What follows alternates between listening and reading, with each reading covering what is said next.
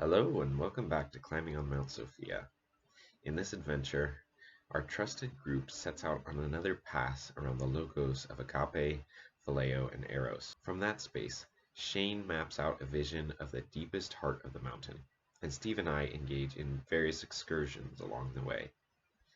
We frequently speak from a perspective that is on the other side of the human experience. By this, I mean we attempt to look back on our individual selves and lives from the outside in, or from the bottom up, if you will. We toggle back and forth between the near and far side of the self, as we are attempting to map both at once, as indeed they may in fact be the same map. I hope this makes our speaking and the language that we use a little bit easier to follow for you.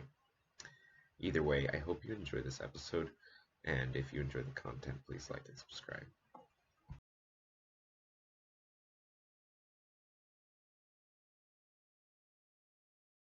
We had a couple topics floating around. Did either of you have a particular one of those that you wanted to start off with and run with a little bit, or? Well, I know you guys have been talking a bit, so I don't want to retread old ground. I haven't kept up with what you guys have talked about. So I don't know if you guys can maybe kind of catch me up with what you guys are thinking. So if that's possible, I know that's a tall order, but let's recap the universe and how you're supposed to live in it and just cover all that real quick. Oh yeah, real quick. Yeah. No, well, I mean, it's just I don't want to be like, totally. Oh, here's this idea. And you guys are like, yeah, we talked about that last time or something. So last time we talked, we started talking about death and kind of suffering, and then used that kind of just portal of existential frame kind of to just map things around. I mean, then we do what we always do and go kind of straight to the heart of the mountain to talk about, the, where is God and how does that relate to us and infinity and these different things. So, but then we brought it around to some issues about agape and how Dialogos is kind of, I guess, experienced by both of us. What's the agape term? I've heard that from a few different people, but I don't know what it means.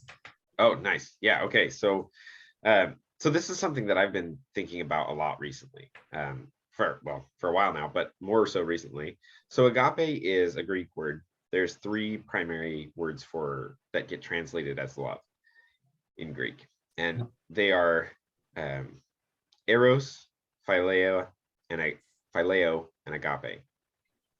And eros is the kind of love that when you desire something, it's a consumptive kind of love. It's also can be an aspirational kind of love. So Plato in the I think it's the Symposium, it is the one about eros. Cast this light of eros in its transcendent form being the way that you love from wherever you are towards the highest thing. It's the aspirational love. So yeah, there's a couple different levels of eros, and then phileo is camaraderie. It's the sharing. It's the way in which you and I, by engaging, open each other up, that kind of thing. Like the love of partaking or something along those lines. Yeah, but it's very much camaraderie, and just kind of there's not near as much, there's nothing weird about phileo is what we do. Phileo is being bros. But also, go ahead. I was saying philosophy is we're all kind of engaging in this, this interplay of exchanging wisdom and stuff. So I'll come back to phileo in a minute after I talk about agape, because I think to really talk about phileo, you need to understand agape and eros first, because agape is it's the thing in Christianity. So agape is Jesus says God is agape, and the whole thing, Christianity, at its core, is about this idea of agape, and especially in terms of its ontology. It's the basis of reality. And so the way that can be explained is something like the love that a parent has for a child. So you take your baby home from the hospital, it's like a slug right? It just eats and poops and cries, and it's not a person. Whatever a person means, really, it doesn't have all the aspects that we label as person, but you love it as if it does. So you show love for the thing based on what the thing can become. And by the act of you showing love to that thing. So, and the functional way that agape works is something like properly oriented attention. And that's actually the thing that actualizes the potential. It's literally like the thing that calls out of your child what they could become. So just see if I understand. So like, is it something like, love for a child is kind of like almost like bringing into unity yourself with the other thing? Like you're kind of holding you and it together as one thing. Is that kind of what it is? Yeah. And it's really providing space for the other person, I think. So Steve and I talked about this a good bit last time, but this idea that showing agape is when I have nothing to defend in of myself, and I can bring all my awareness and place it upon you, and do it in such a way that you're able to fully be what you are. And by inhabiting all the space of what you're experiencing with you, I actually free you and help give you courage to be in the place that you actually are. So this is like, I think about this a lot because this is exactly what I try to do with my patients. Is I try to come in there and I try to just literally just like fill up the entire visual space. I kind of visualize it just with just being there. And somehow it really does have this crazy impact where people change. Like it changes people. Okay, so those are the three kinds of love. And then I want to talk back about phileo real quickly, because I think eros is like the thing that is like you're going upward. Properly oriented eros is like, I want the best thing, I want the highest thing. And agape is the proper presencing of the attention such that that can become possible. And then if you have two parties who are doing that, two or more parties that are doing that at the same time and providing the agapic space for each other, that's when you really get phileo happening. Because there's a mutual, me helping provide space for you as much as possible, you doing the same for me, and together we're aiming at something above ourselves. Okay, that makes sense. And it becomes like this thing that it's like a wheel. That's cool. So it's a virtual engine. Sorry, that's what I meant to say. Yeah, it's like like it powers, like once you get it started, it powers itself kind of. So yeah. Agape almost seems to me like receptivity, like you're just like you're almost like turning yourself into a magnet for or not a magnet, but like less than zero, resistance somehow to like, and it like pulls the love out of the other person almost, or something along those lines. That's kind of the way it seems like when you're describing it. I think so. This is interesting because I think it's kind of a both and. I think it does do that. Like I have to be willing to totally accept whatever shit is happening in your life or in the room or whatever, and be okay with that. And in that way, it's totally passive. But at the same time, it's totally active because I'm like coming into your space and being there with you. Like anything that you communicate to me when I'm really showing you agape, anything you communicate to me, I'm fully present in the way that you are present to it. Like it goes really, really deep. So that's like the Jesus is with you sort of thing. Yeah. Yes. Yeah. Okay. That's a really cool distinction. I never actually laid out love like that. That's cool. If you imagine Jesus looking at you, what that would feel like your total possibility coming, like he would see you as what you're capable of at the highest level, beyond what you can. When you look at yourself, that's what we were talking about, basically, that this is a function that can happen when you look at yourself as well. And that's kind of coming to know God internally in that sense. But you can give that to other people. Because in a sense, like the social nature of conversation and the ego is sort of the opposite of this, where it creates a tension. And I can project a certain essence that makes you feel small or makes you feel like you have to be in relation to me. Or if I don't do that and I let you be who you are. So it's sort of the pressure on the light of your consciousness. Agape is absolutely no pressure, completely non-local energy only in a certain sense. That's cool. Yeah. So the argument from a Christian standpoint, as far as I understand it, is this is the manner. This is actually kind of the ultimate point. This is God. This is synonymous with God, and I think what that means is that is the point. That is the first principle that emerges from just the void of possibility, or whatever you want to call, kind of the ground of no thingness, the ground of being, right?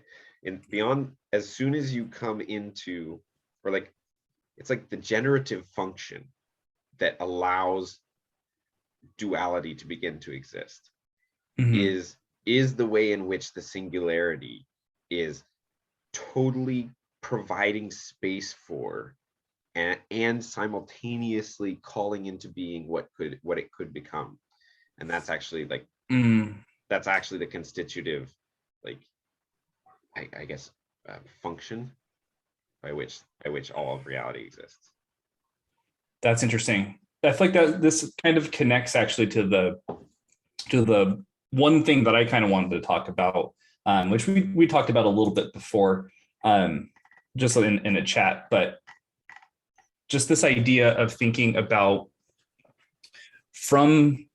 if there is a way we can say there was some sort of like starting state of reality, some sort of like perfect uniformity. The first event that would happen inside of that would be exactly what you described, because there is nothing to be resistant to nothing. It's essentially, I made this connection the other day about the word meaning. So I think it's one of these cases where the word is like literal, but we don't realize it.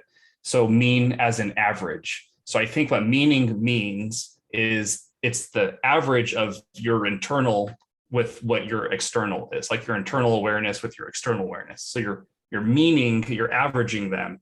And so in that initial state, there is no internal, there is no external. So like that means, so like it's like a perfect integration of meaning at that point. So like that's reminds me a lot of what you're describing. This actually maps really well to something I've been thinking about lately, which is, the mind is a spatial interface that's presented to an observer.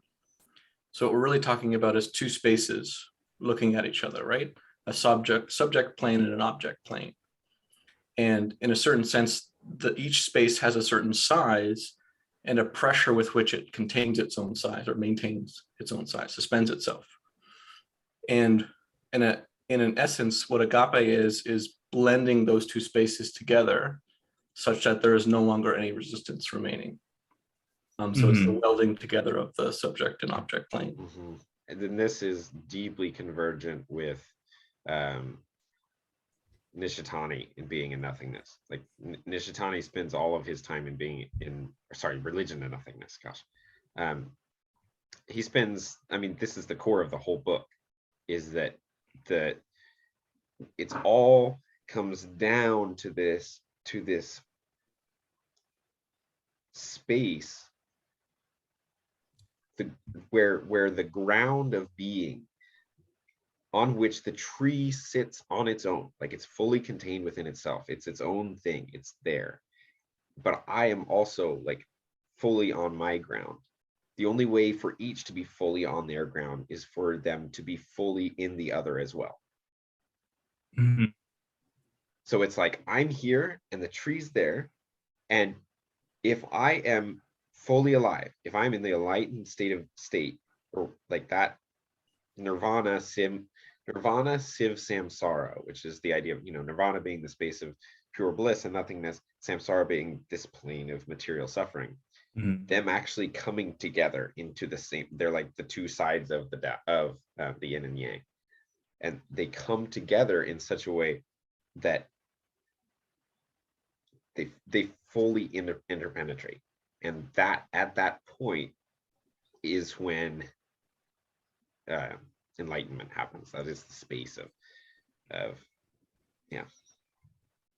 Because in order to separate, you have to apply resistance from one thing to another. That is the act of ptosis, or separation. And agape is essentially no longer doing that, remaining whole in the moment, not allowing the momentum of the moment to tear you into pieces, which is what, basically you get pushed into being just one of the processors, thoughts, feeling, or awareness. But agape is aligning all of them, integrating them all without any resistance. Yeah, but it's not just gnosis, right? It's not that they all actually just suddenly become the same thing. They fully become their different things. Like I see what you're saying. In full congruence with each other. Exactly. So they can fully be what they really are, instead of, having to hold themselves apart from each other, and thereby actually losing some of their being itself, because your being is actually interpenetrative with every, like when Steve's talking about subject object, right? The being that the subject has, that the observer has, is directly dependent on how much it actually grants real being to the subject, or the object, sorry. That's really interesting. It almost makes it seem like the state of being is comprised of like your internal sense of being and other things' sense of your being. So to be like completely, it needs to be represented in both, because they somehow both like constitute the whole. So I wonder, do you guys think that that's like a macro thing? Because that's something I've argued with you guys a couple times before, and that work, like reality is like a best guess integration of everyone's subjective reality. Like objective reality is just the aggregation of subjective realities. And like there's, blurriness to an extent there, because it does its best at integrating. I mean, it seems like you could kind of, like, there's a way, I don't know about this path, like it, when you look at in Lord of the Rings and you're looking at one of the paths they're about to go on, and you're like, oh, I don't know about that one, but I'm going to go down this one really quick. One of the ways in which that could work would be like you'd have an explanation of suffering and disorder in the world, even just the natural world, as a literal outworking of the sins of humanity, right? Because that's actually like there's intimations of that in the biblical story, very much, that there's way in which the sin of man, which is literally just resistance, right? In this frame we're talking about just having resistance and not showing agape properly, and thereby you like screw up the collective mapping of reality. And where those, where however the planes of you and I's consciousness interacts, like when there's friction there and resistance, there's literally energy that gets dissipated into the natural environment that causes, animals to not be the lion laying down with the lamb, in a sense. In the symbolic sense. I'm not saying that necessarily lions shouldn't eat lambs, but there's an easy part for me to grab there and the harder part, and I don't want to ignore the harder part, but I'm touch on the easy part and then try and get to that harder part. So in a certain sense, agape, to what you were saying, Shane, is having your output resonate with your input, so that the way in which you project is the way in which you receive, and the information is wholly integrated, so it's a lossless transfer of that.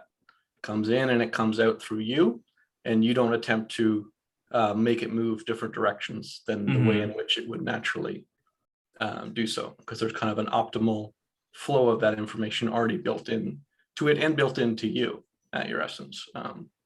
So it's everything comes back to that like double resonance. If you allow something to come in and allow it to resonate, and it can come out and like echoes back on itself. And that is the truest form of a thing, in a sense. Okay.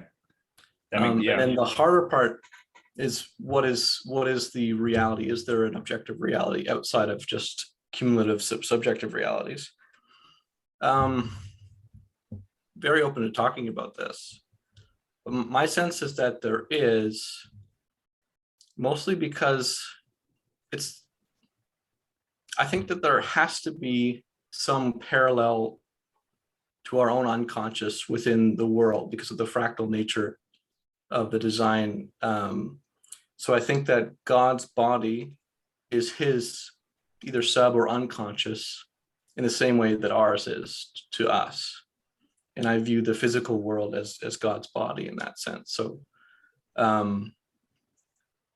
it exists out there in the world, to my view. But what you're talking about is a layer of reality, but the one that exists in culture, in human culture. I think all of our interpretations and all of our interactions on that level are effectively the joint degree to which we're appropriately integrating or not. And that's why the world is where it is. But do you think that it manifests into the physical? Because I agree with you. I do think there's a distinction there, and I do think it's real. And I don't think it in any way, I don't think it divorces them from each other at all. I mean, we have a very deep sense of that there is something like a spiritual aspect, and there is something like a physical aspect. And while they are in some way distinct, they're also inseparably bound to each other.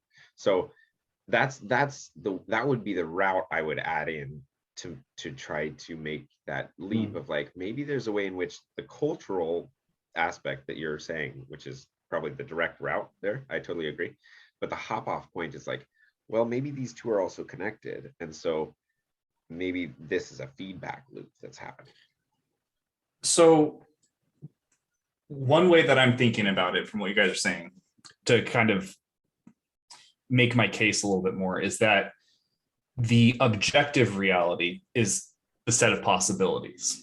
And I think that reality is chosen by consciousness. I think that not in our just right now this level of consciousness, but I think that one of the roles of consciousness is to choose. And I think that that's really the only that's one of the actions that, or maybe the only action that consciousness can take, is to be aware of possibility and then focus awareness to make that possibility real.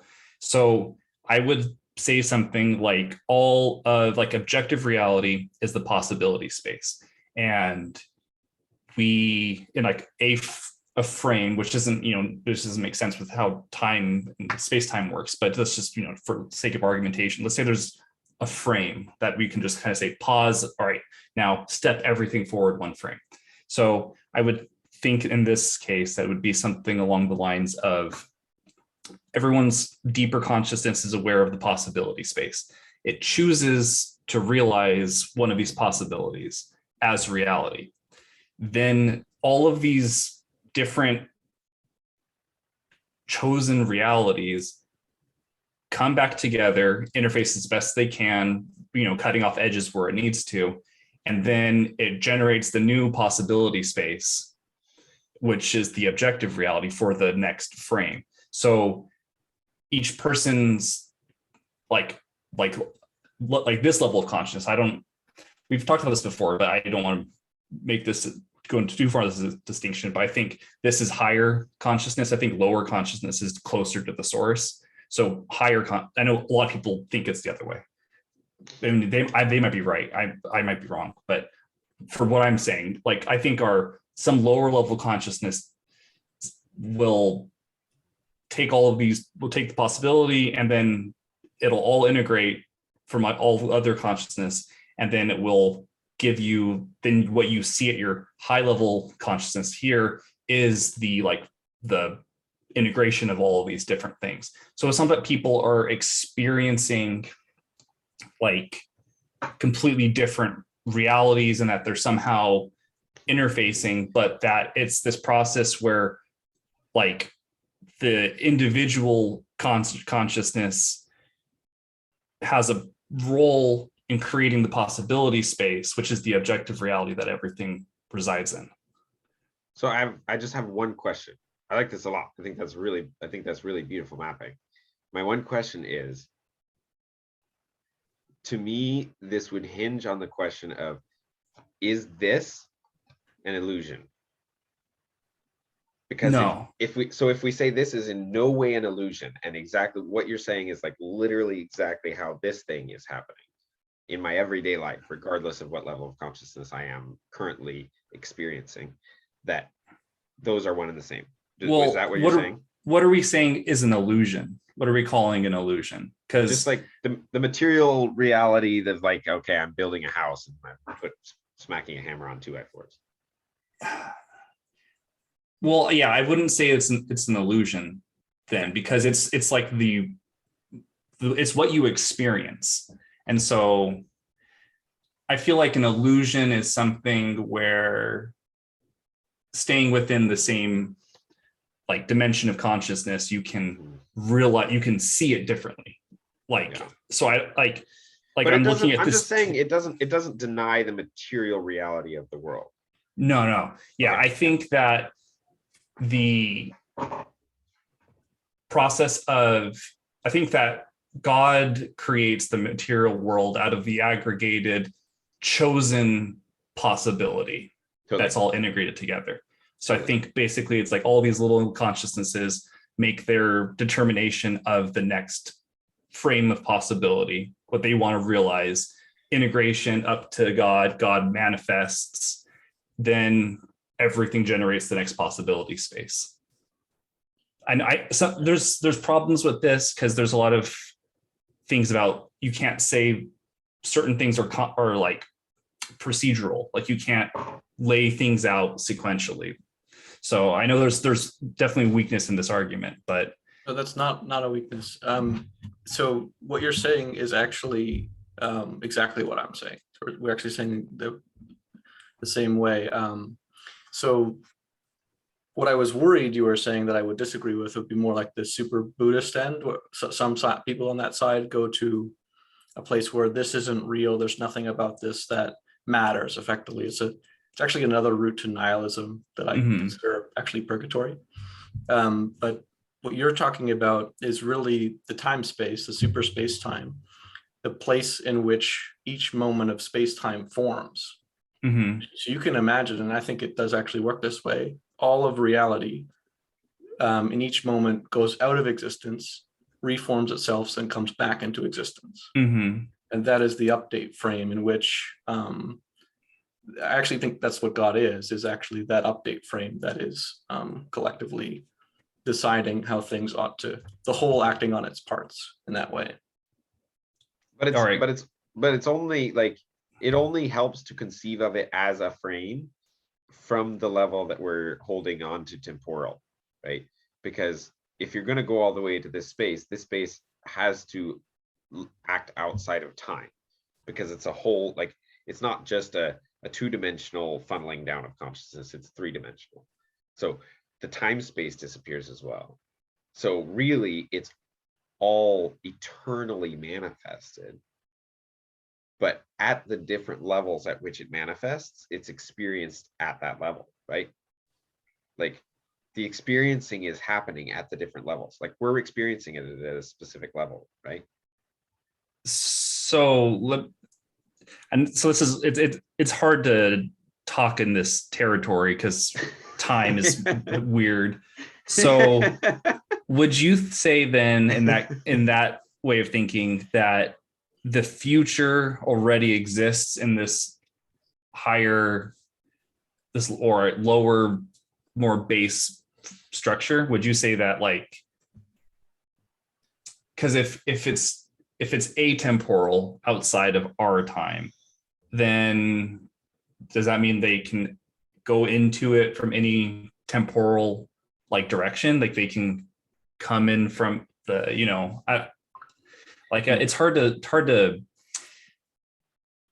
to square this idea of the future and then this kind of super temporal space. My brain still can't wrap around that. So I'm curious what you guys think. Yeah, so for me, that's what possibility is. What we're describing there is that I do view the universe as informationally complete, but that doesn't in any sense mean there is a single path in which we're going to travel. All possibilities are contained within potential. And that's what allows the non-local form to basically interpenetrate all of the local form. So it's sort of like possibility is within a reality, and reality in a given moment only has a certain amount of possibility it can access, because time needs space to occur, and space needs time to occur, in a sense. So yeah, I think people get confused with this block universe idea that all of time is already there, meaning that we're all on a certain path and a train track kind of idea, right? Destiny. I don't think that's the case, because I believe that God is playing the game. I think that he's deciding in each moment where he wants to go. And I think the present moment, is his entanglement with spacetime. So he's bringing his presence into this moment, and that's why it is occurring here and now. That's what we're experiencing. And that's him choosing how to combine possibility into reality in each moment. Sorry, go ahead. I don't want to. I just want to add one thing. And my side would be something like, in order to make the jump from multiplicity to non-duality, or to go from the dual to the non-dual, time has to disappear too. So that's the thing that I was about. So when you think about things like sequentiality, so things happening after each other, that is like a proto-time in a way, just because it's an ordering of events. And so what's it ordered by? It has to be ordered by some dimension.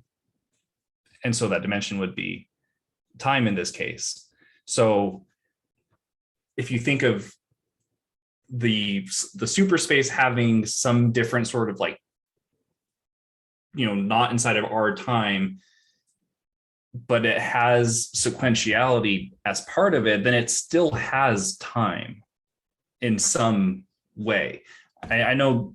So I don't know. It's hard. I'm torn on thinking that there is some sort of sequentiality, and that's what the thing I want to talk today, like, it hinges on this idea that there is sequentiality in this superstructure. Okay. And so I don't know. I guess we can explore it.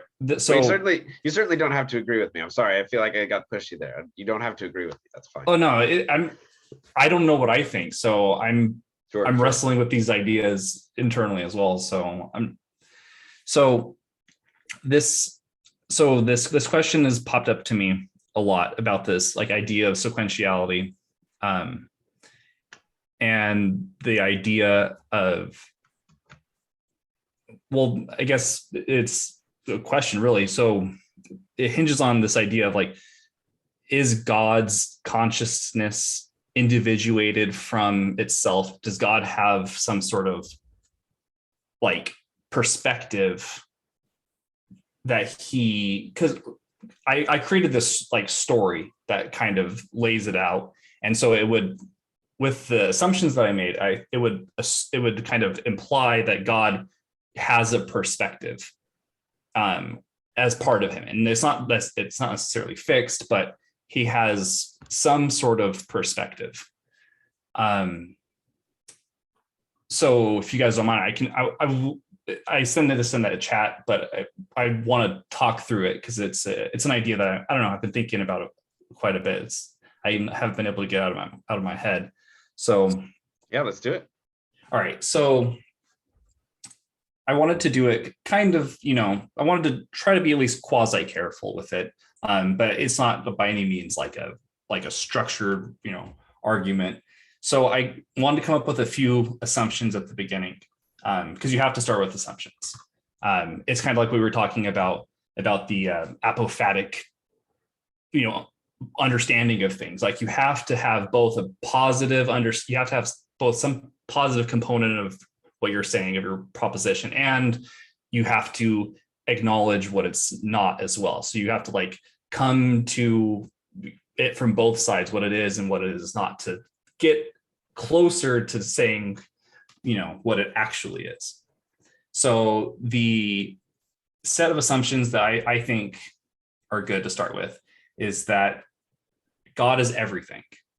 So there's nothing outside of God. Like it doesn't even make sense that there could be something outside of God. Like God is essentially the background, the participants, all of it at once. So then the next assumption is that God is omniscient. So he knows, he is capable of being aware of anything. He may be aware of everything all the time, or he may be able to just direct his attention, his awareness. But I would say that it's something along the lines of like, he's just fully omniscient. So then the other assumption is that God can do anything within his domain. What would be limiting him from doing something? So that's another assumption. And then the last one is the one that I don't really have any good way of saying why I think this is the case, but that the idea of nothingness is just pure uniformity. So people think of nothingness as like no thing, but when you do that, then you kind of implicitly create the stage of where the thing would be if it was there, but it's not. So you still have a thing as the stage.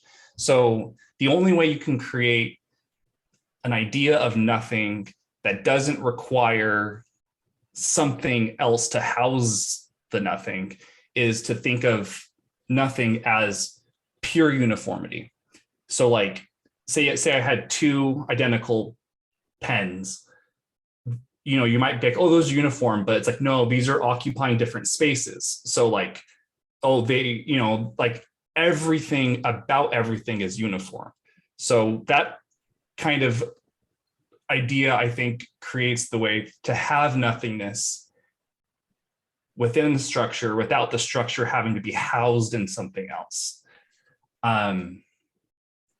So those are just the assumptions. I don't know if you guys think those are fair starting points.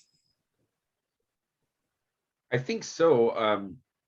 I might have a question about assumption one, but I want to hear your argument before I question it, because there's language things that pop up for me in different areas, but I could be totally like not quite understanding where you're going to go with it. So I don't want to quibble with it at all. I may have a question about assumption one, but I'm excited to hear where you're going with this. Yeah, it's difficult to describe it as well. So there might be better language that I could use.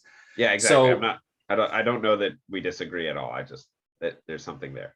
Yeah. So I agree with all your premises, and I understand you're speaking from the space in which God operates, not the space in which we operate. And that's the framing in which I'm grasping what you're saying. Yeah. This is the beginning of everything, or I actually think it's a cycle, and I'll go into why I think it's a cycle. So I think I'm starting at the beginning of a cycle, and that's pure uniformity. Sure. So I wrote a ton of these implications from these assumptions. Some of them aren't necessary.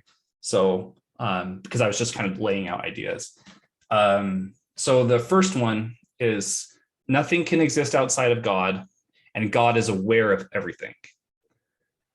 Right? So those are assumptions 1 and 2. So those two things together mean that God is God's consciousness, because he's aware of, there's nothing that he's aware that he's not aware of. Everything, he's aware of everything. So his awareness is everything.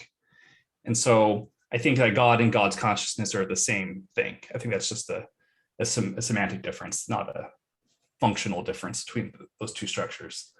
So then the state in complete nothingness that God is there, he's observing that there's nothing. Because of assumption that he's omniscient, he's aware of everything. So he's aware that there's pure uniformity. Is that fair? Okay. So what would happen then is that So, and this isn't some like semantic trickery. Some people are like, but nothing is something. No, I'm just saying like it's pure uniformity. It's not a semantic trick. Like it's nothing. It's really the deepest sense of nothing you could have. So God, his recognition of this is something though.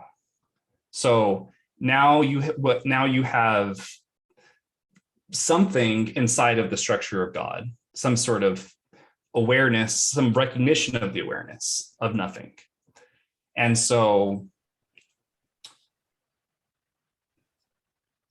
because God becomes aware of his own recognition,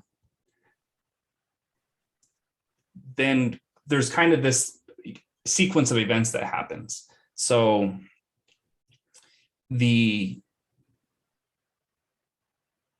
God is aware that something's changed because there was nothing, which he was aware of, he recognized that there was nothing, and he understands that he's recognizing this. So now you have this essentially like individuation that begins to form in God's consciousness, because he is putting himself as being, his awareness of the nothing is something. So he's something contrasted against the nothing. So he creates an individuation between what his perspective of awareness and the nothing. But then I would say that is also what's going on in our consciousness. So the fact that we are self-aware is what creates a self. Yes. Yeah. So this is really cool, because what I'm watching you do is actually map the structure from my individual consciousness, and like I'm watching you from this, like I started in my awareness space, and I'm just watching what you're building, and it's working really nicely actually. And I'm talking about my individual experience of reality. Putting these lenses on appears to be it makes sense as the layers in which like if you think of the awareness as here and a bunch of lenses here, like this, it's like you're mapping the space from like right here. Right. Yeah. You're almost like building out the. Yeah. Okay, so keep going. This okay. is awesome. Just briefly, I just want to say, because there's so much in that. I think that's how a new substrate forms in our mind as well, because consciousness itself is nothing that realizes it's the wholeness of our experience, realizing that it itself is part of that, and then it creates a new substrate on it. So. Right. Yeah, exactly. So slightly lost my train of thought. Let me look at what I've written. So sorry, we started fangirling a little hard here. well, I remember what I was going to say. I was going to say all this. I just think it's all kind of fractal. So I think that our consciousness mirrors. You're killing this right now. Yeah, okay. No, you're killing this right now. I'm with you. All right. Describing how what we're commenting on is how you're describing we're made in God's image. Exactly. Yes. Yeah. Yes. So and I and the Father are one, and all the oneness stuff. Oh yeah, there's a whole Trinity aspect to this as well. So all right, sick. Let's see it. Okay, so God becomes aware that there was nothing, but there now is something. And he becomes aware that there was a version of himself being aware of nothing that no longer exists, that he no longer is, at least. So you have God creating this like image of himself inside of him, the image of him being aware of nothing, which he no longer is. So now you have essentially the formation of, and so this kind of creates time, I think, is that. Yep. So I think this is the kind of. So you're talking about the most fundamental thing being self-reference, and time sequential time is a self-reference. Right. So that's why this whole like the only way this argument makes sense is if there's sequentiality at Yep. this base level. Yep. And so all I was trying to say, the only reason I had a quibble there was that there is something behind that point. That was all I wanted to say. And you Right. and you started at a point behind that point. Okay. So that's it. That's the whole thing. So now God has his current awareness, being aware of all of this, being aware of the sequence essentially, and the other version of himself who was observing nothing and is no longer there. So now God has essentially, there's actually a few directions I can take this. So we'll put a pin in that aspect of it. So God has the version of him that was, I don't know. Sorry, this is scattered. I'm trying to. Oh, you're good. I saw all those pathways popping up, and I was like, yeah, I see what I have. You can go a lot of different places here. So now there is possibility introduced actually. So because there is, and this is where I think this whole agape idea comes in, which is why I thought it was cool that we talked about that. So God has created all of this, has these ideas of this information. So since God can do anything, he can resolve these tensions through agape by bringing everything back into unity. Yep. Or he can self-reference the self-reference again. Or he's able, even if there's ways in which the next level doesn't actually map onto what the level below it is, because agape is actually the way of allowing something to be, even if it's not what it actually could be, right? Like if you have agape, you create space for whatever this other, like in the sense of now we have in images of God, right? In one image of God, allowing the other to fully exist, it creates a space for that person to actually exist on the plane below it. And fully so, even if they don't actually become what they could be, right? Even if I show agape to someone and they don't do it, they will still continue to exist because the agape is the mode of allowing something to be less than it could be. Like I see that the will of the thing below it, or actually really the thing above it, right? If you're talking about emanation, but you're talking about emergence. But if the thing below it doesn't allow it to be what it could be, then it would just be consumed by the thing below it, because the thing below it is more fundamental, so it has more power.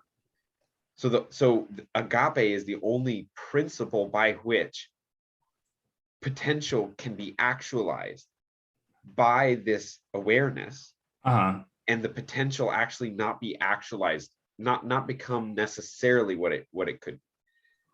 So it's allowed to be on its own ground. It's just given ground and said, here's your playground. You can fuck it up and I'll still love you. I've another way that it sounds like to me is that it's like creating possibility. Agape is possibility because you're creating the like you said, the space of where like the future could become, manifested. So agape is like a frictionless motion, and that's only possible in time space. So it's allowing unbound energy, which we could think of as space, entering from time in a frictionless way. So would you say that between reality and possibility? Okay. It's a seamless bridge between those two things. Okay. All right. That makes sense. All right. I'm just trying to make sure I'm using that word right, or that I got the understanding there right. Okay. This is the deepest mapping of agape I've ever heard. Okay. So what we've done today. Okay. So this one, this idea of possibility, I feel like I'm being a little lax with how I'm setting this up, so the idea would be that God could like basically resolve his awareness back into just the present awareness, or he can, and by somehow bringing those things back together in unity.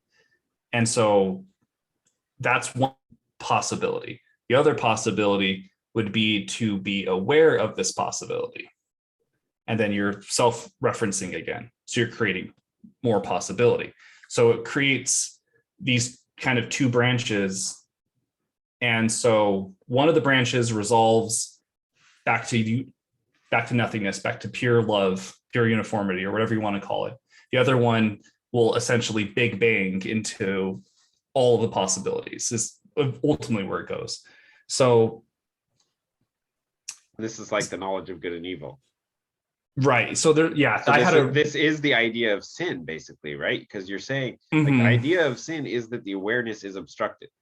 Like coming from the phenomenological materialist perspective, you trace sin down to there is a blockage in the way in which my awareness can enter my reality. That's like the most fundamental definition of sin. And so would you say that being like recursively aware of possibility is like a distortion on your awareness, essentially? Yeah. Forcing energy into a hold space, right? That's what I mean when I talk about holding on to a construct as being original sin. That's interesting. I'll have to talk with you more about that idea. Anyway, want to get to is recursive unity, in that you're not distorting through that recursion. And maintaining total possibility is maintaining unity through a recursion. Okay, so yeah, maybe that will come up when I talk about why all this is happening and why this reality is happening. I think that's probably part of it. So sweet. So since possibility exists, these two branches, but is not realized yet, it is not. So the experience of these, so going with what Steve says about things being informationally complete, the manifestation of choosing a state of possibility exists informationally. And so essentially there are these two states that are not within, well, the state of being in either of those two states is not within the current perspective of awareness. So God isn't experiencing yet resolving those tensions back into unity. He's not experiencing yet being recursively aware of his awareness. So these things, this is the notion of future. This is where the ability to perceive the future comes from. Right. Yeah. So or project the future. So you're the future. So you're only you can project awareness there, but you're not experiencing it. Like you're like secondhand experiencing it. But that's a bigger thing. I'm trying to as much as I can not put anything else into it. So it's kind of difficult to so there may be problems with my argument, but okay, so these experiences, they exist within God of resolving back into uniformity or further self-recursion. They exist within God, but they're not part of God's experience. So where would they exist? Oh, wow, okay. Yeah, all right. So I think they exist in God's unconscious. So I think he creates the unconscious to hold possibility. So I think all possibility exists.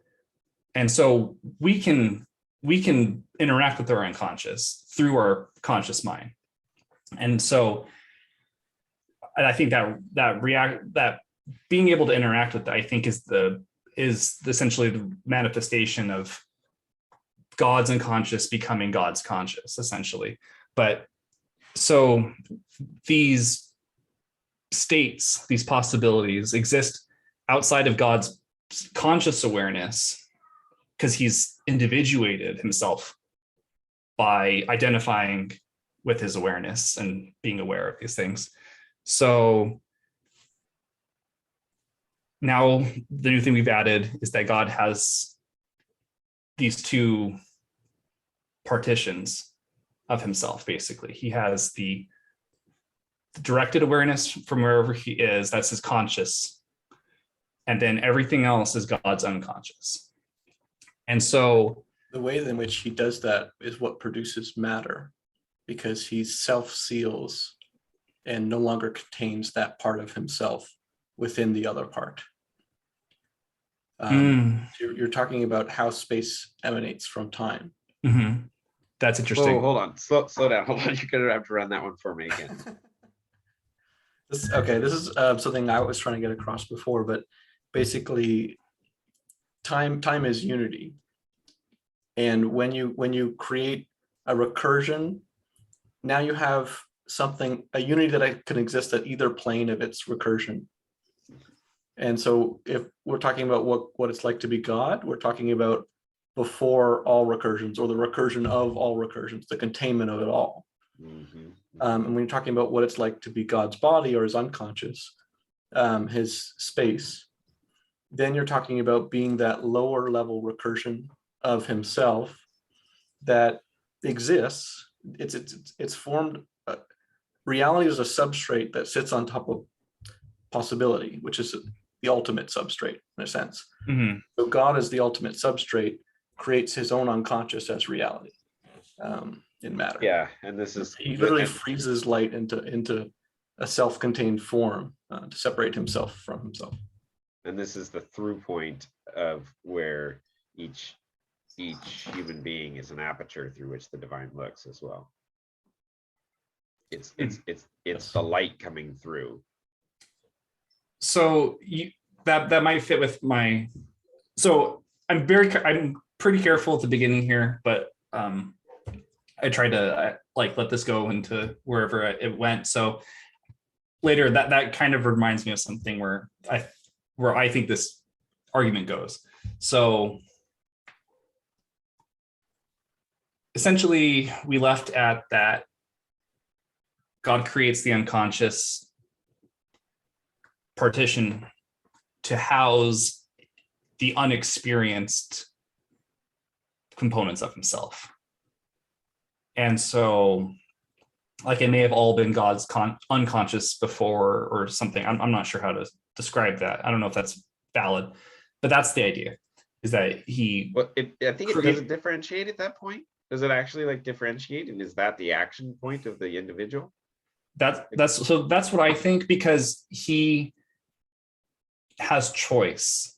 Yeah, I think that's the point at which the individuation happens. Mm-hmm. That's the point of what we mean on the really deep level of human agency, which is an agency that most people don't have, but the deepest level of agency is attention direction.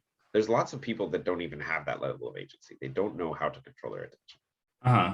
But that is the deepest level of agency, at least as far as I can tell, of what I'm able to do as a conscious being in my relationship to reality as such. So I think that's the point at which that aperture, that's the individual aperture. That's the point at which whatever this relevance realization thing that is the core of the core of the core of the individual self. It's where it crosses over with and mirrors and is the through line of, and this is where all the fractal language comes. Right. Yeah. So yeah, I would put the individuation point at when he's aware that he's no longer observing nothing, and that he was observing nothing, and that's no longer the case. Yeah, it's a different dimension of it, because that works too. But it's like we're talking about so many different dimensions. Right. It's almost like it's creating the self and then kind of almost expanding on it in a way.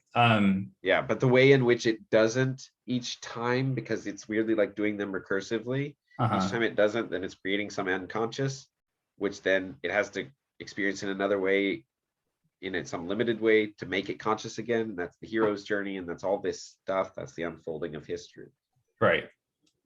Okay, so from the unconscious, let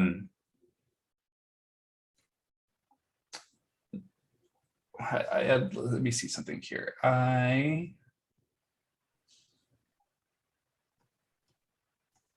All right. So essentially, there are these two paths, these two states of possibility that he can manifest. So the version of God that was observing nothing, like that idea isn't, he's not experiencing that anymore. He can be aware of it, but he's no longer like experiencing it. So God creates essentially his individuation at that time also inside of his unconscious. And so going with the like how like Carl Jung talks about the unconscious, that we interact with all of these components of ourselves internally.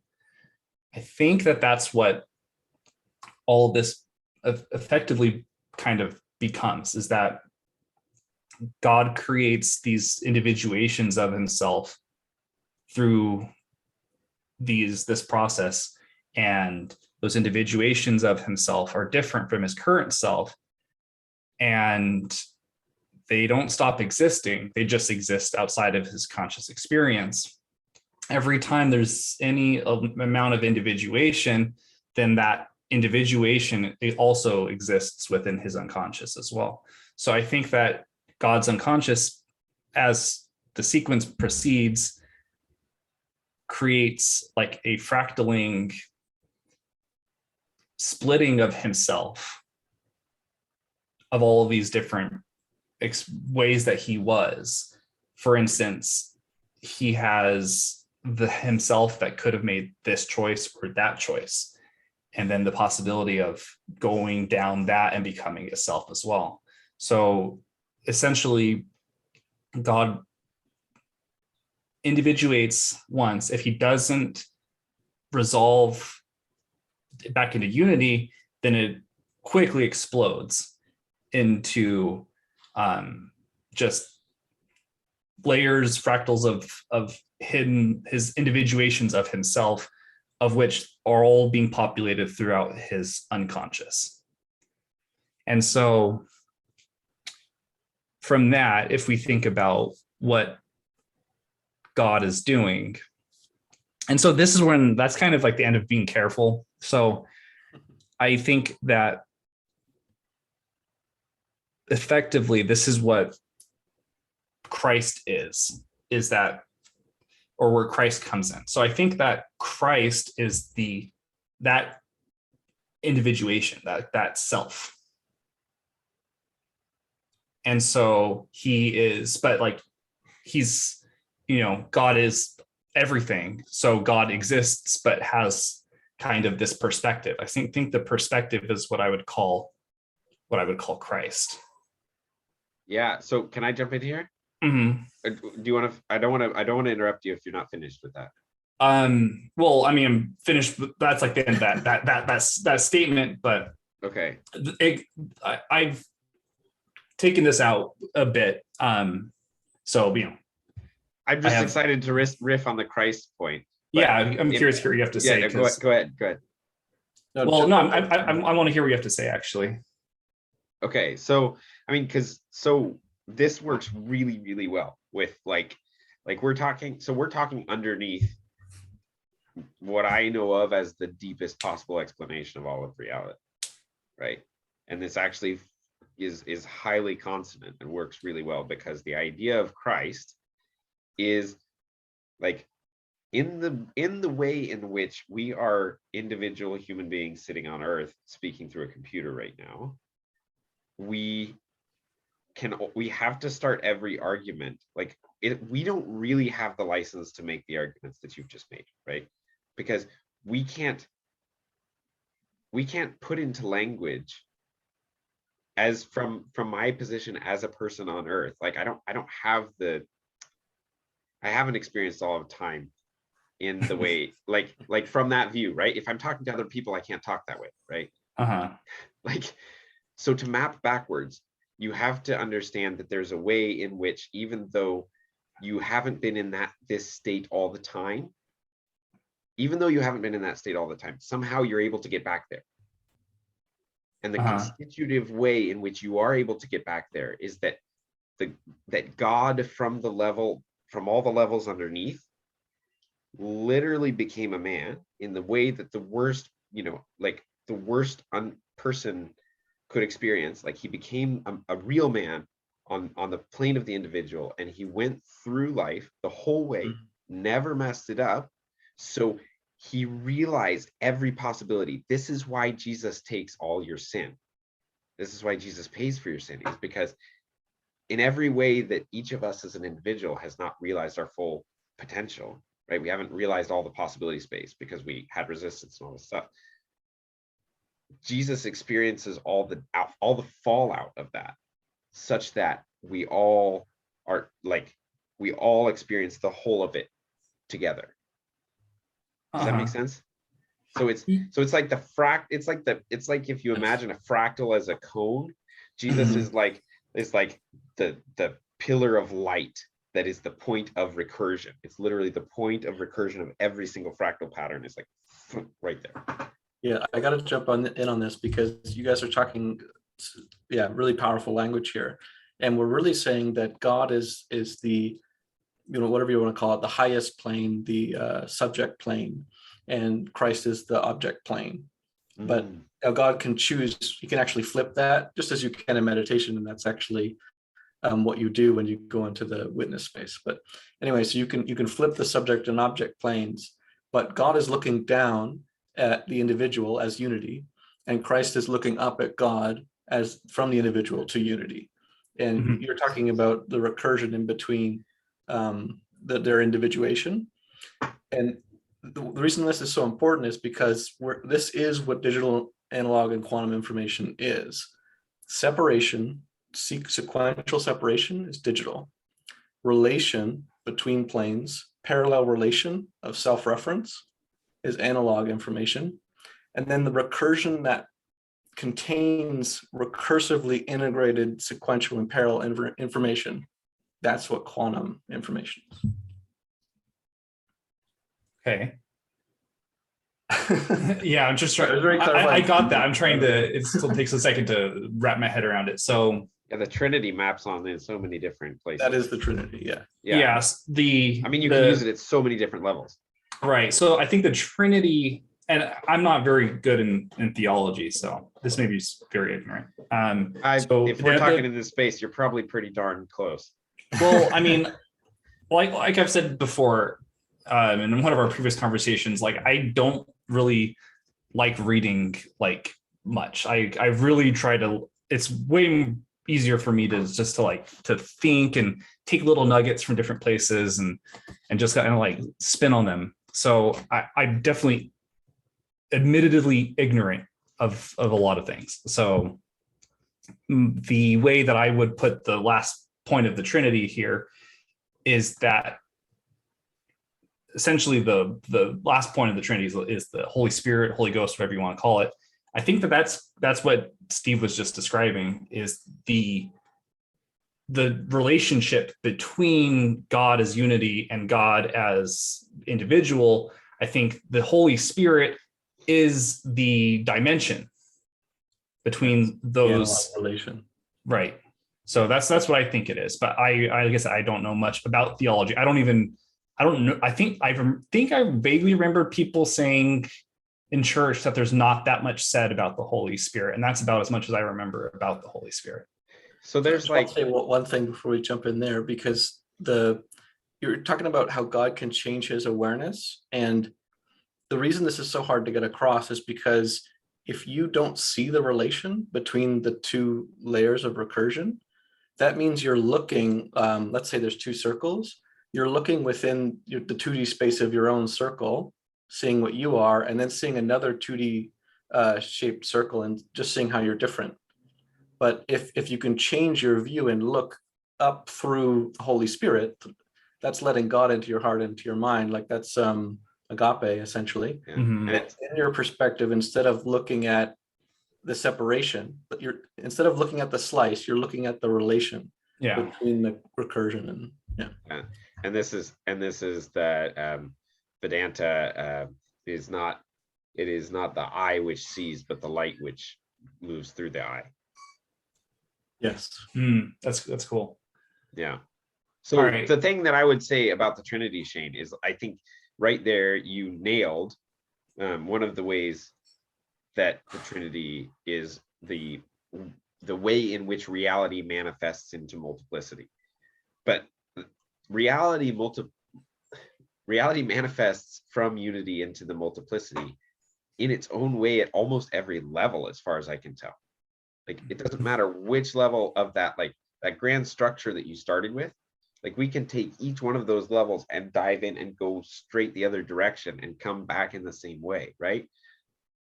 And like, that's all the weirdness of this fractaling. So, oh, and I lost where I was going with that. Just like that, that was gone. Okay. I've been there. I guess that means I need to shut up. Well, if you remember, cut me off. It's No, I'm curious what you have to say. So, and this is another thing that may be a level of ignorance, but I think that Christ is like I think that Jesus is Christ, but I don't think that Christ is Jesus. It's like a square is a rectangle, but a rectangle is not a square thing. So I think that Christ is just the manifestation that, so all right, I'm getting ahead of myself actually. So let's go back to just as a quick aside here. If I don't know if this would be helpful for you, but as you're mapping this, because I think you have a really good intuition here, but I would just keep in mind the term Christ moves up and down on many layers. The term Jesus is at one layer. Yeah, exactly. So that's a very good way of describing what I was thinking. So and Jesus had to be in line for those layers to all align. Right. Yeah. And like, I think that, like, I don't, okay. So in any case, I don't, at this level of God, I like the word crystallizing. I don't know why, as Christ, as his perspective in this moment. I like the idea of going back to unity awareness and individuated awareness. So when Christ is an individuated awareness, he's consciously experiencing. And so just thinking of everything as a fractal, thinking about what we do to heal ourselves when we have things going on inside of our consciousness, I think it's the same thing for Christ. So I think that, or God. So I think that how when say we have tensions internally and they exist in the unconscious part of ourselves. And so one of these aspects of like dream work and inner work and all these Jungian ideas, the role that what you do to heal is you take your conscious mind and you enter your unconscious, and then you find the tensions that are inside of you and you resolve them. And the way you always resolve all the tensions is through love. And so what did Jesus teach us? To love each other. That's like the primary thing that he's doing. So I think the way that I think of it is that reality that we experience, we are all, and there may be several layers of fractaling between here and this top layer, but I think that we are essentially the components of the individuated God's consciousness that exists within his unconscious. So we are all God as a individuated consciousness that God is no longer experiencing. And so there's tensions between all of us, between these components of God's unconscious. So Jesus or Christ comes through from his conscious realm to his unconscious, which is our reality, comes through, teaches love. And love is how you resolve the tensions. So I think that love is how, and by teaching love into reality, love is how all of the tensions that exploded and the possibilities that exploded will eventually resolve back into unity. And then once he gets back to unity, he'll be aware of the nothingness, and then it'll start again. That's kind of how the ultimate wide picture that I think. Yeah, and there is a way in which that okay, let me map this really quickly. So you were just like diving through so many levels there, and it was beautiful because you were doing it from like the collective and the individual at the same time. You're like straddling this wall. It's amazing. But the way to move back into being in that space, right? The way to move into the space where you are able to show agape in the way that Jesus spoke, and thereby not only resolve the tensions of the unconscious that you can manifest as an individual, but actually call another into the space of better loving the tensions that they have to deal with. And those tensions that we have to deal with are what we call karma. And there's a way in which, in order to get to that place, the only way you can get to that place is for Christ to come through you, for Christ to fully come through you. And in that way, the only way to get there is this whole repentance thing, which is literally just taking all the resistance that you hold and continue to carry with you. And a lot of that is like past sins, right? Like this is the whole point of like Jesus forgave your sins. Past sins don't matter, because if you try to hold on to those ones, it's a lot of baggage to carry, right? This is why there's no guilt and shame. You like, no, just let it go. That was last moment. Tonight, like this moment's a new moment. You have to let it go. And the only way you can do that is that through this mechanism that is called repentance, which is a turning away from, right? It's a releasing. It's a movement that is experienced from the individual level without love. Like this, golly, it almost seems like it's like you're being receptive. You're not holding that individuation of yourself, the sinner, at tension with yourself anymore. Yeah, and there's a way in which that too is Christ, right? And this is grace, because it's Christ's agape for us that is calling us into what we could be. And what we could be is the heroes who work out the karma that we're given, and thereby create a node, if you will, like to the degree that I am able to live with no sin on my consciousness. All those moments at which there's no sin on my consciousness, this node is fully online. Mm-hmm. And when that happens, it creates, like, it's the light on the hill, right? Is the idea, because to the degree that agape flows through me, boom, I project the power of agape onto your awareness, and now you have the power to be what you could be, and you have the power to like disentangle the unconsciousness that's been given to you to disentangle, and so on and so forth. Yeah. And so in that way, that's how we are a doorway to God, because someone who's in that space of internal wholeness, they've resolved the intention, their own unconscious, they've fully integrated it with their conscious, like Jesus or maybe Buddha has done. In their presence, they are a portal to God, quite literally. Mm-hmm. Through being the with idea you, of the guru.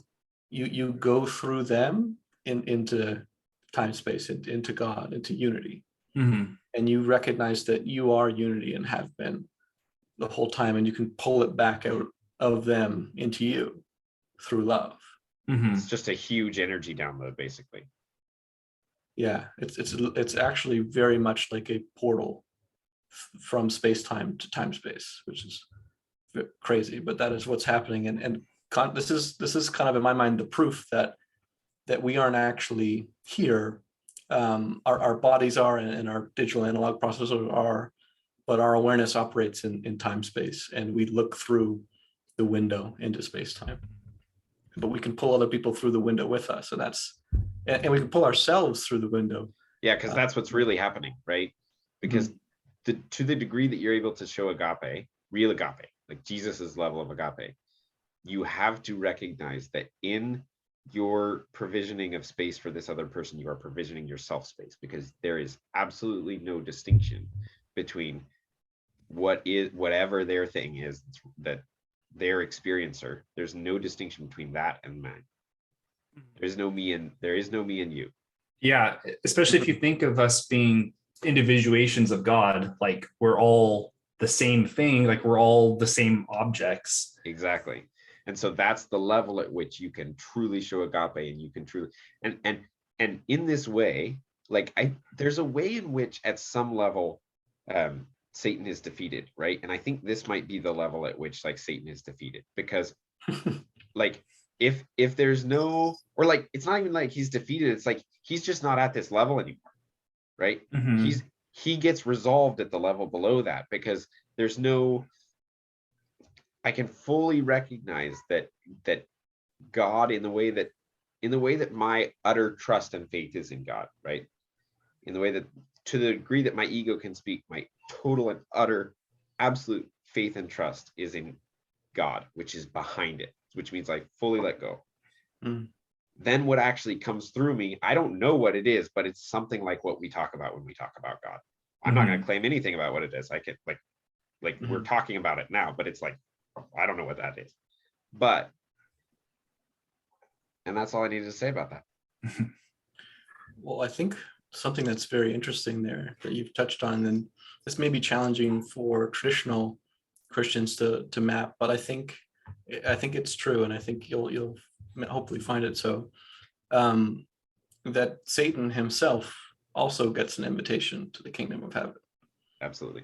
And how else could he be defeated other than, despite everything that he has done, he too is welcome, and that he accepts that at some point, and that's what eviscerates him back into unity. Mm-hmm. And ultimately, that is our unconscious. That is the dark night of the soul, as they say. That is the recognition that even the Satan that you are also is welcome. Yep. Because Interesting. at the deepest level, where the disconnection happens, right?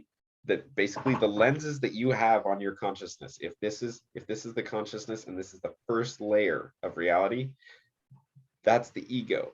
And that is like, in this frame that I'm going to talk about, there's way more about the ego. So just take it in, maybe I shouldn't even use that term. But the layer at which I can differentiate and hold on to things is the layer at which I can sin. That is the layer of my awareness that chops off the feedback and makes sin.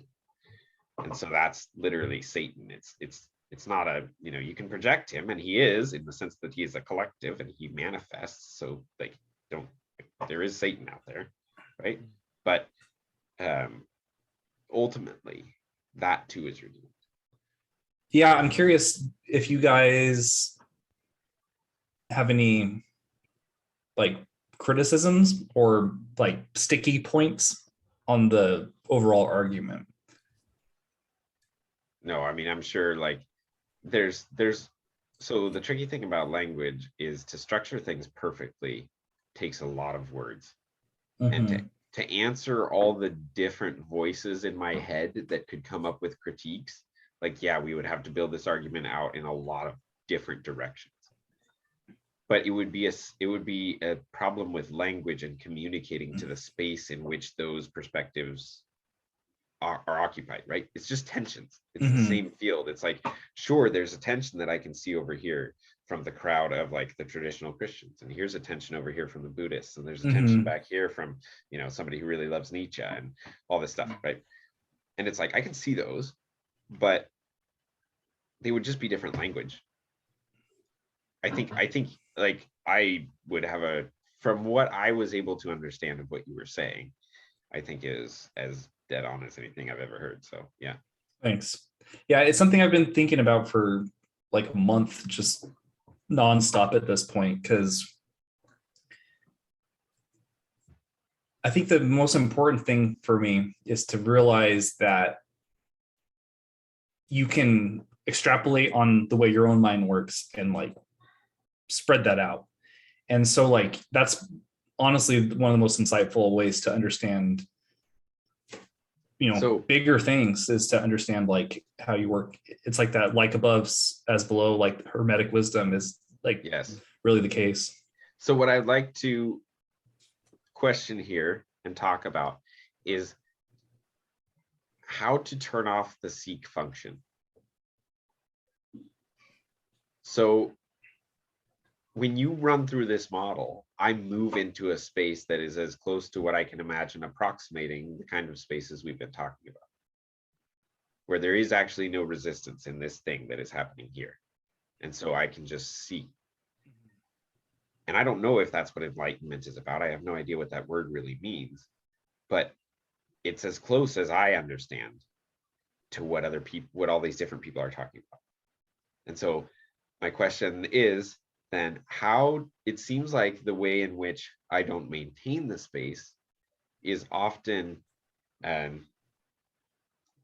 kind of a lack of awareness maybe, but just like, how do you turn off the function that pulls you out of the space to just stay in the space and It's like allow the that? flow state, right? That's like you're just not thinking. Yeah. You're just operating on deeper intuition and stuff. Yeah, and I can hardly say the language, how do you stay there, because even bringing the whole needing to stay somewhere pulls you out of it. Right. It's attention. Yeah. Yeah, I don't know. Steve's got something here. I think you're talking about how do you kill Satan.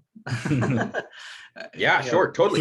Through love. I think that's the only answer. Yeah. So essentially, if you think of awareness as a mirror that you aim, so you receive it and there's some nature to the surface of the mirror that distorts it, but your projection is also the aiming of that mirror. The mirror can see what's in front of it and what's coming towards it in front of it and going away from it in front of it, perception and projection. But what it can't see is what's behind it and moving the mirror, and that kind of Satan in that sense, you're unconscious. So it is the desire to be good in a certain sense that keeps us from being in that space. Or desire perhaps to prove that we're good, maybe to hold on to our goodness. Yeah, the knowledge of good and evil. Yeah. Because no one uses, you notice that nobody really, there's a few people, like if there's a lot of resentment, but most people who have committed evil have done it with the intention of doing good. Or proving themselves in some way that justify, like the way in which they're the best. Yeah.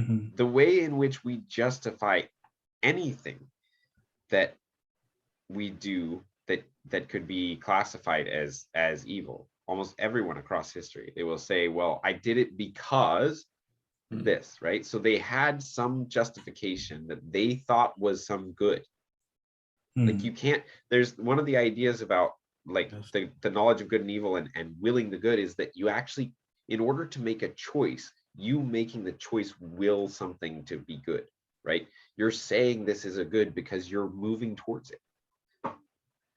And so even if it's Hitler, right? And you're like doing a really terrible thing, from like choosing to do something is for you to say this is good. But when you say something is good from a really, really limited and messed up and sinful perspective, your good is a perversion of the good. It's a blocking out of the light, and what evil actually is what are these? The privation of the good, right? Evil is something that could have been a real good, right? Because the attention of Hitler could have been focused on something that actually was a real good, right? But because it was focused on a way, way, way, way lower, like really not really evil good, it actualized that evil good. And thus, thus all of reality gets skewed. Sorry, I'm jumping a lot of frames really fast here, but I'm following that because you're saying basically to justify is to separate. Yeah. So in order to hold yourself as a thing separate from other things, let's say worthy of attention from others, or in some way a more important thing or a special thing, that in itself immediately is the opposite of love. And there has to be a judge in order for that. In order to justify, there has to be a judge. And Satan is called the accuser. So Satan is the thing that sets up the need for judgment. It's the aspect of your consciousness that says, hey, yeah, we got a problem here, right? Like Like somebody needs to say like, what's going on? What's going on? There's Mhm. something going wrong here. And then the, you know, now all of a sudden you're in the judgment seat. And then, you know, all Who's these yeah. all these internal family system members start like arguing, right? And like pointing fingers around, and you get all lost in that. You're like, oh, you know, and it just Mhm. You will Hmm. suffer because I suffer is the ultimate game there. yeah. It reminds me of because I've just been reading through the Bible. It reminds me of just the very beginning of Genesis. It talks about how God saw that something was good. He didn't think it was good. It was like it's like good doesn't exist as like a thought form. When you like encapsulate it in a thought, then it's like we were kind of saying earlier, is like you're now saying what is good, and like you're not being apophatic about it. Exactly. And then so like just accepting things, and just like I think you feel good in that like part of you, like that Steve was talking about, the consciousness that isn't here in this realm. I think Yeah. the thing that determines good, like God saw that it was good, I think like the determination happens at the God level. Yes. So I think that if you're having these human, encapsulations of good, then you're now like not using that frame to understand something as good or bad. And this is like from your original framework where God creates his own unconscious, right? Literally the creation of the unconscious is what you're talking about there. How do you mean? Just like, so like in the way that, the God function back here sees everything as good. But as soon as it becomes an individual, I can't see all of it that's good. Insofar as I have sinned, right? And that sin is actually what creates the unconscious. And so when I say something's good, I obstruct something and create sin. And now whatever's left out of that sin, whatever feedback or whatever thing constitutes the sin aspect. I'm losing this. Gosh, okay, I gotta stop. It seems like it's like integrated into your understanding of the thing being good. Like you're like operating, you're operating through a distortion. Yeah, like and thus a lower order good is chosen. Okay, here, this is back it. A lower order good is chosen because of the sin, and thus evil is instantiated into the fabric of your node. Right. And yeah, yep. So this is basically our identity has a momentum to it, and that is your ideal self. It is what you're putting as the ultimate good, the highest good. And if you think the highest good is something that exists on one of these lower layers of reality, you're inverting the whole structure, and you're essentially causing your own unconscious to grow and your consciousness to shrink. The power of free will is taken from you when you're even creating your unconscious. Wow. Like your unconscious can't exist if you don't have any sin. Exactly. You have no unconscious if you have no sin. Weird fact. I'm sorry. So just about that last point, just as some evidence, people who do Jungian therapy of like inner work stop having dreams because their unconscious doesn't have as, like you've resolved the tensions consciously, so there's nothing to manifest in your dream state. I've heard that like master meditators, when they take like huge doses of LSD or something like that, they're just like, I don't really notice anything because there's nothing unprocessed that's getting kicked up for them, which sounds wild. And because the like all, like, I think the way to properly understand psychedelics is that they turn on, like they remove a bunch of the sin distortion, right? Like while you're on them, you can see a lot. So you don't have the sin distortion on your lens, but your reality is what it is. So if you've got some skeletons in the closet, you see them now, because sin is like the filter of your awareness that's holding back the unconscious, that makes it unconscious. So you do take psychedelics and like, man, your unconscious is becoming conscious right now. That's fascinating. That's a really cool frame. I like this idea that Steve said about you're like growing your unconscious, and it makes it almost sound like you have some, if I don't know if this might be a jump, but it almost seems like as one grows, the other one shrinks. Oh, absolutely. So yes. Like there's some sort of finite. That's why God and Satan are just the opposite of each other in that sense. The polarity. Yeah. God is ultimate awareness and Satan is ultimate unawareness. Yeah. And you lose your own free will by becoming unconscious. If you think of it as like a shutter over reality. If you think of it as a shutter over a lens, right? You have like your light here, and just like to the degree there's an obscuring lens that can start to cover it. And this is created by, Satan taking over in this justifying action and thereby instantiating some sin. Like this is the functional movement of the lens down. And in that happening, now all of a sudden your relevance realization is constrained to not allow for looking at this frame. We're holding onto this frame, and so therefore our awareness is not all available to everything coming in. And here now there be monsters. And so while this describes the hell that we're living in a sense, it also implies that there is no limit to what is possible.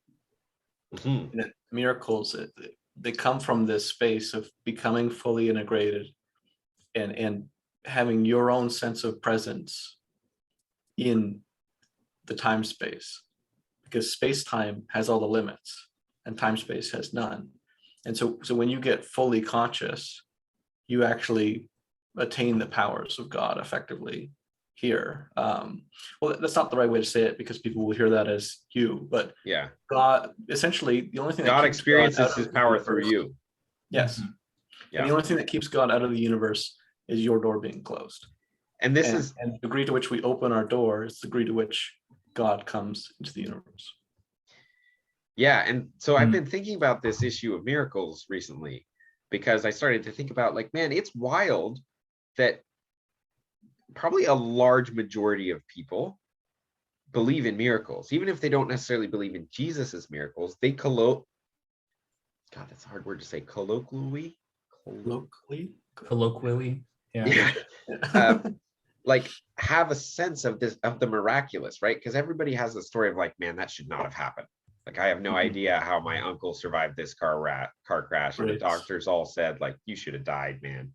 Like all those kinds of things, right? There was a nurse the other day that told me a story. This is crazy. Okay, she told me a story about this patient that she had like several years ago. It had been on the floor that she was on, and the guy was a younger guy, and he had a code blue. They coded the guy for like an hour. Yeah, like an hour or so, like a long time, because he was a younger guy. Wow. And like they finally gave up, and they all walked out of the room. And 10 minutes later, the court they went in to put him in a body bag, and the dude was awake and sitting on the chair. Yeah, that's like, wild. It wasn't like he just died, and somebody like checked for a pulse and there wasn't one and he woke up. No, like medical professionals in an ICU unit had him on all this stuff in a hospital, coding him for an hour, and they left him. So anyway, all that to say, right, there is a way in which the laws of nature, in the way that we understand them in the material, that hold things in the permanence, they can be shifted. We all at least colloquially, I hate that word, believe that, right? Because we all have these senses of like, man, there's ways in which things just don't. And it's like, okay, so, and if you're a Christian, you believe that Jesus could actually touch somebody and rearrange the atoms that are in their liver, right, or their bloodstream or whatever, and they were fine. Like, that's a lot of awareness coming into a space really fast. Yeah, the way that like a lot of people who believe in like give a lot of credence to like magic systems and stuff like that, they think it's all comes down to this belief field, and that's like a fundamental component of reality, is that we limit reality through our belief field essentially, and that when you're around a Christ figure, his consciousness is operating at such a high level that the belief field is so strong around him that he's able to perform the miracles that way.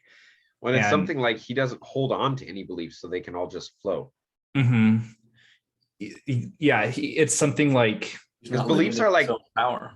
Beliefs are like static consciousness states. Mm-hmm. Beliefs are like, hey, here was a frame, and when I was in that frame, man, things felt really nice. Like something was right there.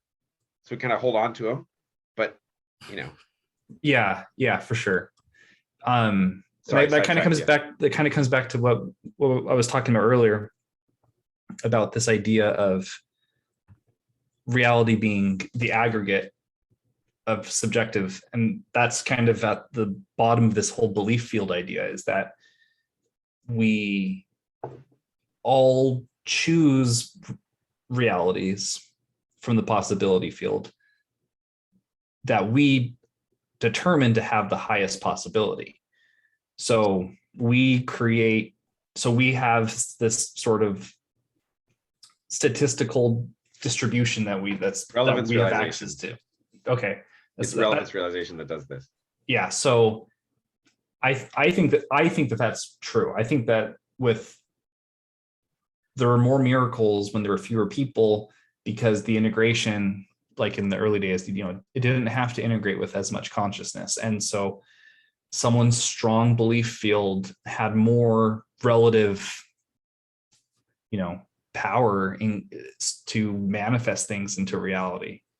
Yes, but it's also exciting is that now it's happening again, but in a very different way with technology. Mm-hmm. Now these kind of conversations are spreading it, and to the idea of Christ consciousness coming back to earth. Like, to me, that's what's happening right now in the moment, and it's the magic is coming back into reality. And yes, mm-hmm. because so this ties in with an Einstein quote that I love, and it's something like, I'll get the meaning here though, but it's something like, you either believe that nothing is magic or that everything is magic. Yes. And it really matters which one you believe, because that's actually how it is. Mm-hmm. Right? Like, if you choose not to believe in miracles, then nothing's a miracle to you, right? Yep. If you talk to Richard Dawkins or someone like that, maybe Dawkins doesn't believe this, but he's just pops up in my head as a person who would say something like, well, nothing's a miracle. Like, it can all be explained or rationally or whatever. Yeah, it's basically placing the hermeneutics of suspicion, which is the like, I can find out who's behind the iron curtain, or who's behind the curtain pulling the strings, for the hermeneutics of beauty, where you say, I don't care, I'm just enjoying the show. And it's funny, because the concern is always like, oh, I'll lose control. Like, what if I don't know? Like, I'll lose control. And it's like, what control do you think you have? Yeah, like, who do you and what is this you exactly? Like, once you ask that question, like, have you guys seen The Elusive Eye by John Vervaeke? I haven't finished it, but it's like it's like an unbelievably thoroughly, elegantly mapped, like, interstate from the naturalist, materialist, scientific point of view to a lot of it, very much the kind of thing. It's another way of mapping to what we're talking about right now, from a really like academic and like cognitive science. Like, it's very elegant. What is it, like a lecture or it's three guys talking, and he's going, he's like kind of presenting things, but they're also feeding back, so it's like a dialogical framework, so that they can kind of like basically say things what aren't things, and try to exhibit something like the through line between what they're all saying, and try to get some of the fact of like, I'm in this thing and you're in that thing, and try to get that aspect out of the way so that the true meaning actually comes out. That sounds cool. It's really good. It's awesome. One thing I want to say about belief, though, because I think a lot of people have a misconception about belief, that it is thinking, and then holding to that thought regardless of evidence. Like that's the kind of faith that's just attacked all the time, right? Yeah. But belief isn't thinking. I think that's like super fundamental to realize, is that because thought is a process of attempting to prove, belief is really occupying a space in which it's known to be true, which is not the same as thinking. Belief is used both ways there. So it's confusion of term, really. Yeah, the true belief is actually finding your way to the space, the time space. Yes, because properly stated, any belief that is held propositionally in a specific framework is not a belief. That's right. Yeah. You cannot state beliefs in an articulated way that is complete. It's impossible because of the limitation of propositions and the limitation of language to convey the depth of the thing between consciousnesses. It can't be conveyed in that way. Yeah, I like that. I think that's a good way of thinking about it. What popped up to my mind was that belief is like an identification with a subset of possibilities predicated on something being true. So it like happens at the deep conscious level. So it's just like you are subsetting your possibilities to those states that follow the decision tree that incorporate that truth being part of it. Something like that's how it seems like to me. So this is maybe is this something like a habit? Like kind of like in installing functions kind of just on your I don't know, almost like machinery of your body, like where a habit is basically like you install like I notice this in myself all the time, right? Like the other day I went and I took a shower because I was hot. It was the middle of the day, and like I catch myself and I'm sitting there brushing my teeth, and there was not a point at which I consciously was like, oh, I'm gonna go brush my teeth right now. It was like I like pushed the button for like take shower, go to bed, and those things do not exist independent of each other. So I was running the code because I was thinking about something, right? Like agape or something, and I was like not there. I was in a very different space, and my body just ran. It ran a code. That's funny. That ties into something I don't know how to phrase it exactly, but I have this. I don't think that there's any programming or code that exists in consciousness. I think that effectively what I think physical reality is it's like a crystallization, like a prism through which the stream of consciousness hits, and the design of the prism creates experience. And so I think that crystallization is your brain, and your body, all of it really. And so I think that consciousness comes in as this pure pure, I don't know what to call it, something. It like doesn't have any properties besides just what it does. And so it comes in, it hits your, wait, what'd you say? No, that was perfect. I love, the humor of the language falling away from itself. So the light comes through, which is so light and conscious. I always think of them as the same thing. Light comes through, hits the prism, gets turned into whatever. And then that experience somehow like changes the construction of this prism as well. So it's like reflexive. So effectively, all of our programming and everything exists within the prism, but the experience of being conscious is that light beam that comes from outside of it. Yep. And so I don't know, because that would make it hard to say that, because if you're like saying like my belief field operates in this, pre-brain part of consciousness, this awareness of, then that involves this using the structure backwards. Yeah.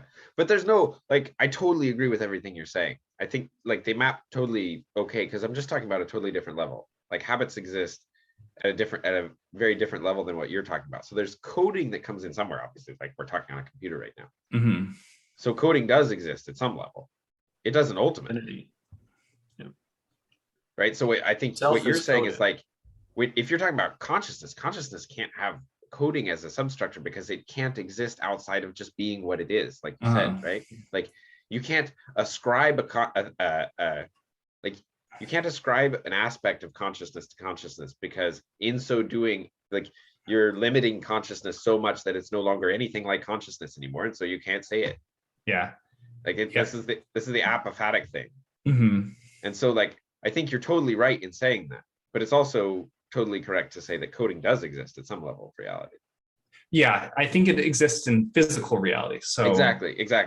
Yeah. And so that makes it difficult when you want to think of like conscious processes or things that happen that we might want to think of as being happening in this quantum space.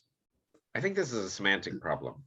I think so. Like we're just using consciousness for too many things. We're using it now in a different way, and so it gets confusing. So consciousness can entangle itself. Time can entangle itself with space, and then operate as if it was that. That is why we can, bring our presence to our thoughts and really focus on something we're saying, or bring our presence to our body and really focus on what we're feeling, because consciousness is changing what it's entangling with. So time space can enter space time and manipulate it. So it can actually interact with all of the functions of the coding.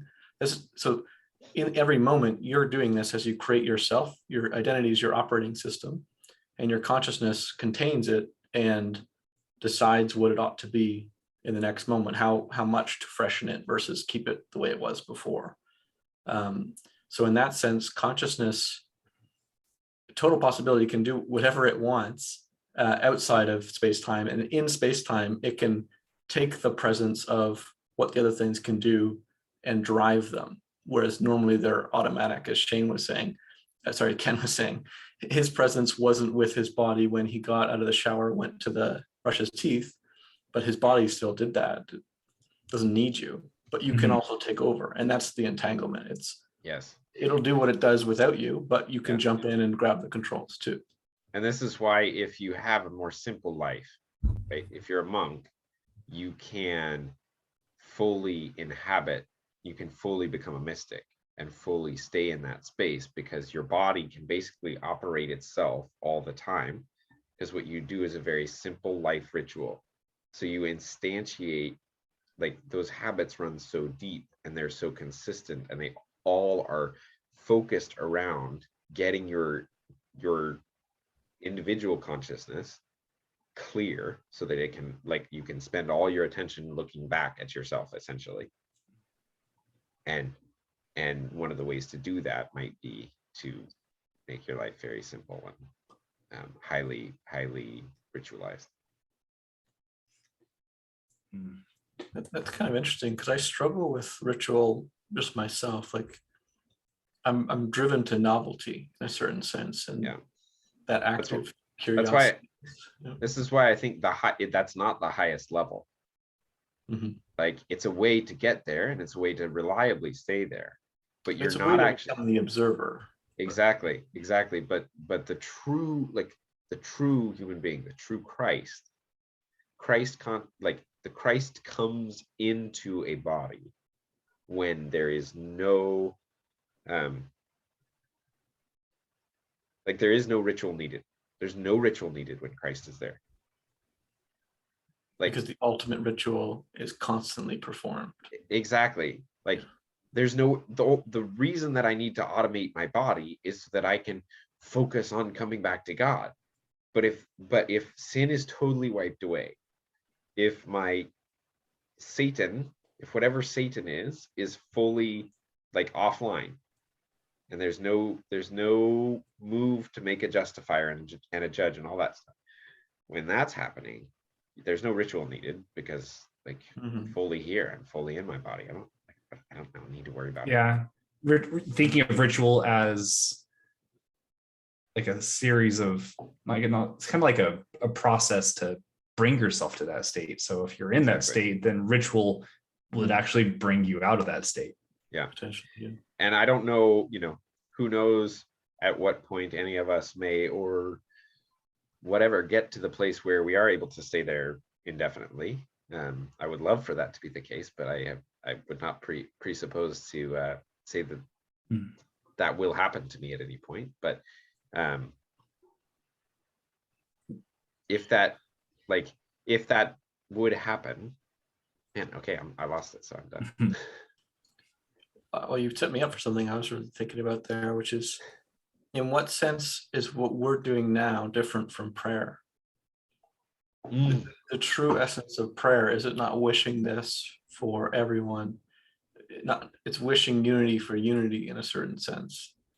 Yeah, wishing gods to God. Yeah. And so if we look at the world and what we desire for it from this kind of space, the purer that wish is within us individually and as a group, the more that miracle comes into this world too. I think that's the case. I'm not even just saying through people consuming the information. I mean, the actual process of us doing that physically in the world echoes through space-time into time-space and makes that more possible. Yeah. And then this is also agape in a way too. Mm-hmm. So would you make any distinction between prayer and agape? Well, I mean, you have to make the distinction at different levels, right? I think it just depends on which level you're talking about, because the words start to disappear. There's 3 words at the highest level. Yeah. No, I really think there are. I think there's a trinity of words. Yeah, I mean, I think it might be something like faith, hope, and love. Uh-huh. I think it's faith, hope, and agape. At least from the Christian standpoint, that's what it is. Now, again, that's just from that lens. If you're coming at a different lens, there's another 3 words that disappear. Maybe, but they're analogous to those words. So it's at the different point at which perspectives on the same thing. Yeah. So this is the mountain. This is Mount Analog. This is the Mount of Language. This is the Tower. The Tower of Babel is the false mountain of language. Okay. Yeah. And the true mountain of language is the way in which the words align such that each one leads to the next word. And then they all sit on top of each other. And then those 3 get there, and they disappear into the beak. And that's the symbolism of the Trinity. And the difficulty in climbing. I follow what you said, but I'm trying to touch on what you mentioned. I'm trying to bring it into your analogy. Why is it hard to stay in this space? Why is it hard to let Satan into the kingdom of God? Why do we want to, why do we want to close the door and be like, not you, everyone else, but not you? Yeah. We're doing that to ourselves whenever we do it to anybody else. Yes. So how do we operate from a space in which the entire world is welcome with us in our being in every moment? Dang. Yes, that's exactly right, because it's a momentary loss of agape that actually creates evil and thus creates hell. Yes. And to the degree that I justify. Yes, and to the degree that I am not allowing someone else, to the degree that I'm not displaying agape to them, I am putting them in hell. Yes. If you close the door on anyone, you're condemning them to hell, effectively. Yeah. You're saying you're not worth God's love. Yep. And Now God is that's saying you are not the one who decides that. exactly. So it's only ontologically true to the level that I'm an individual. Hell is only ontologically true at the level at which we're talking about the self as an individual self. Yeah. And that's the point at which hell disappears. And this is that's David Bentley Hart's whole book, that all shall be saved, from a Christian perspective. So are we effectively taking the mindset that there's some race to the top of the mountain? And so you're seeing other climbers and being like, I'm going to get there first, or like you're tripping them as they're climbing. And it's like, you're basically saying like, it's me that's going to get to the top and not you. And that's probably a pitfall. No one gets there because you got to work together to get there. Yeah. Almost. Yeah, that's Cain and Abel in a sense. That is Cain and Abel. Yeah. Which is the first, like Cain and Abel is the bottom archetype of what happens when individuals have disagreements.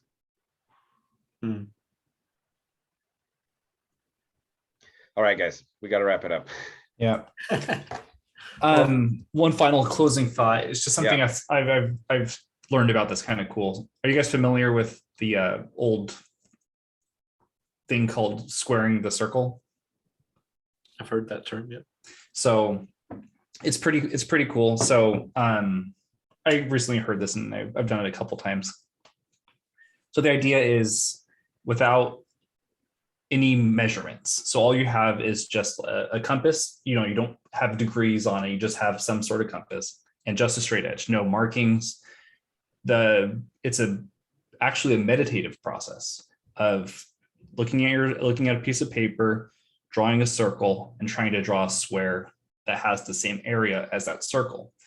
You can't construct it, but you can verify it. You can go through the process and then check it afterwards. And so why this meditative process is so interesting is that they've kind of discovered that geometry and music are fundamentally the same thing, and that you can take a geometric shape and determine the sound of it in a systematic sort of way. And so the kind of funny example is that all of the Platonic solids are all the chord F sharp major. So it's like there's weird things like, you're like, why is it like a perfect chord when you use this? Anyways, so what's cool about it is that you have your right side of your brain, which does all things like music and art, your left side of your brain, which does things like logic and all that sort of stuff. And so geometry brings those two things together. And so this idea of squaring the circle is this meditative process that marries and brings your two components of yourself, your right side, your left side, into each other, into the same thing. And so you can do two versions where the square and the circle have the same area, or the square and the circle have the same perimeter. And it's pretty cool. It's fun. And it's as good of meditation as I've ever done. Nice. I will have to try that. That sounds fascinating. Yeah. That's awesome, because that's what we were saying before. It's recursive integration of the sequential and parallel. Mm-hmm. And then realizing that's a way of realizing what your own consciousness is relative to yourself and your experience. Yeah. All right. Cool. Any final thoughts, Steve? I just wanted to seed the idea of like actualizing some of what we're talking about. Perhaps the next talk, or we could share over text or whatever. But a space I'm interested in going with you guys is, how does this come to the world through us more so? I'm a very active-minded person. I'm not like passive like the Buddhist. So coming to God is real, miracles can happen, total possibility is what's the most fundamental aspect of reality, makes me think, okay, how do we increase the possibility? How do we generate momentum towards this and make it easier for more people to climb the mountain? And perhaps that'll lead us into talking about the app or some other things, but there's just philosophically, I'm interested in your thoughts as well. Yeah. All right. Well, that sounds like a great topic. Yeah.